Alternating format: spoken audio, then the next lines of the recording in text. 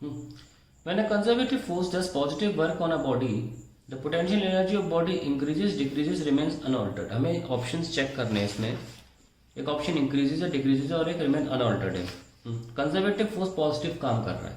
Let us सी. Page ले लेते हैं.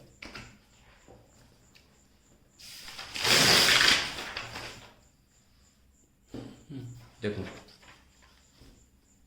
कंजर्वेटिव फोर्स कौन सा है? ग्रेविटी है ना.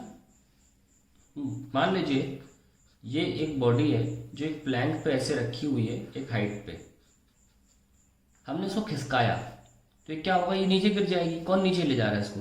इसी पॉइंट पर इस बॉडी को बनाओ हवा में और बताओ नीचे कौन लेके जा रहा है? ग्रेविटी ले जा रही है ना नीचे, mg. और डिस्टेंस ट्रैवल कहाँ हो रहा है? डिस्प्लेसमेंट भी नीचे हो रहा है.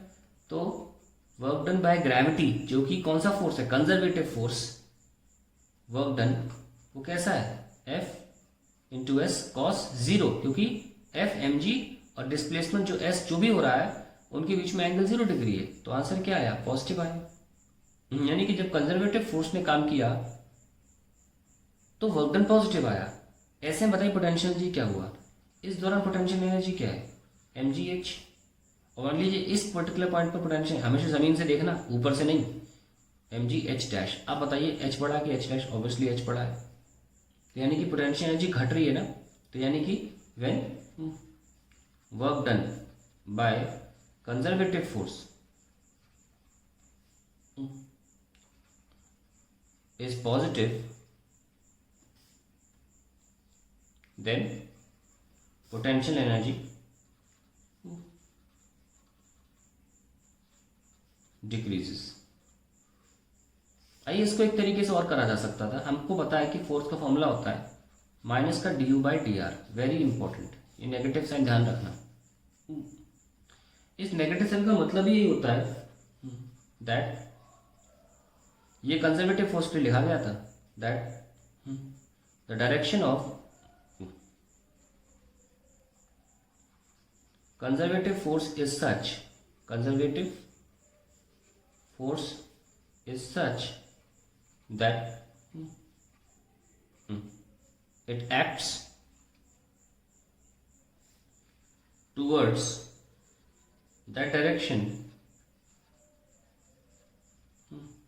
where on moving, उस डायरेक्शन में अगर मूव करें, where on moving the potential energy decreases. Very important. Force conservative उसी डायरेक्शन में लगेगा जिस दिशा में पोटेंशियल एनर्जी डिक्रीज होती हो. तो ये भी तो आंसर दे दिया आपको इस बात का कि जब भी वर्क डन पॉजिटिव होगा. देख लें आप, अगर आप डी यू कहाँ लिख लें, माइनस का D you is F D R.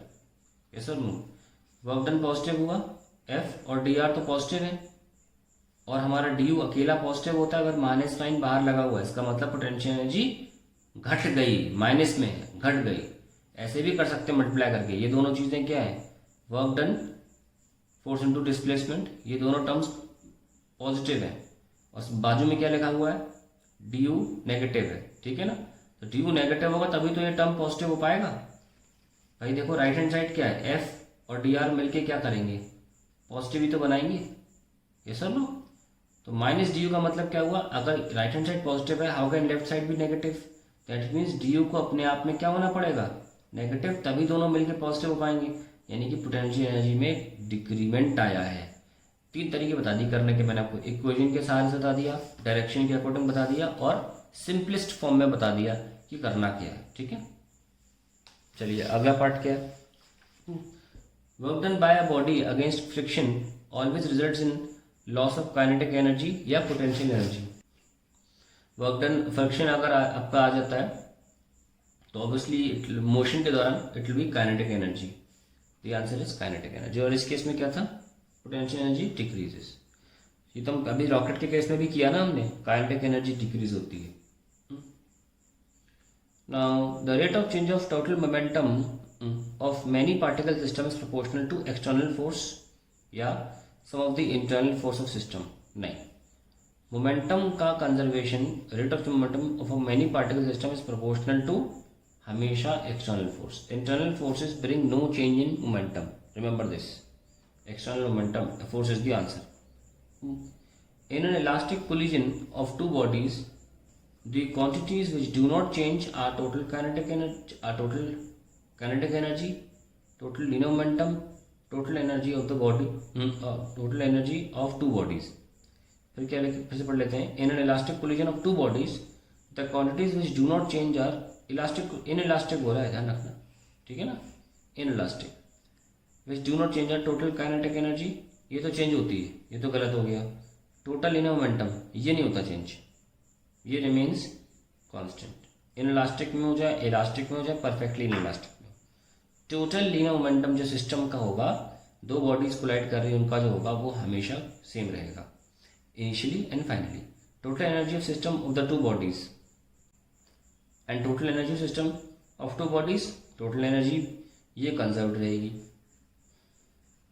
Overall energy जो है उसमें लॉस भी आ जाएगा ड्यू टू फ्रिक्शन या साउंड एनर्जी, जब टकराएंगे तो आवाज़ आएगी, जो भी है. तो टोटल एनर्जी में सब काम वो आ जाता है, इंक्लूड हो जाता है. इसलिए टोटल एनर्जी तो कंजर्व्ड रहेगी, पर टोटल काइनेटिक एनर्जी में तब्दीली आ जाएगी, चेंजेस आ जाएंगे. तो हमसे पूछा गया है two bodies which do not change, तो इसमें पहला ये आंसर और दूसरा ये आंसर है.